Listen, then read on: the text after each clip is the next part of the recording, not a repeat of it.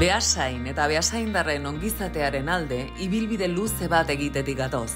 Eta horretan jarraituko dugu legealdi honetan ere, etorkizuneko beasain marrazten jarraitzeko. Beasaindarrak zarete gure lehentasuna. Bizi kalitatean begia jarriz, zerbitzu sendo eta eraginkorrak zuen eskura jartzen jarraituko dugu. Gure eginkizuna 3 ardatz nagusitan banatu dugu jasangarritasuna abiapuntu hartuta. Honela, legealdi honetako proiektu eta egitasmo guztiek helburu soziala, ekonomikoa eta ingurumenaren aldekoa beteko dute. Euskara eta gure kultura zaindu eta edatuz. Aniztasuna eta belaunaldien arteko harremanak bultzatuko ditugu kohesio soziala indartzeko.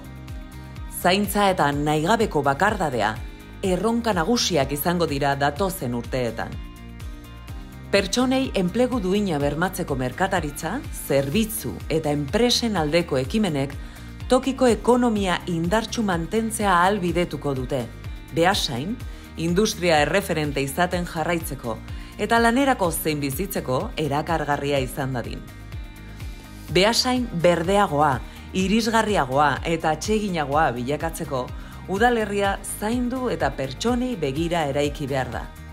Mugikortasun jasangarria bultzatuz, bertako energia garbia ekoiztuz eta kalitatezko espazio publikoa sortuz, klima krisiaren erronkari aurre egiteko prest egongo gara.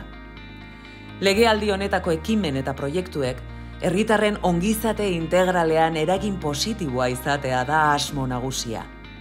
Hori guztia erdigunean beasaindarrak jarrita, zuengandik gertu eta elkarlanean.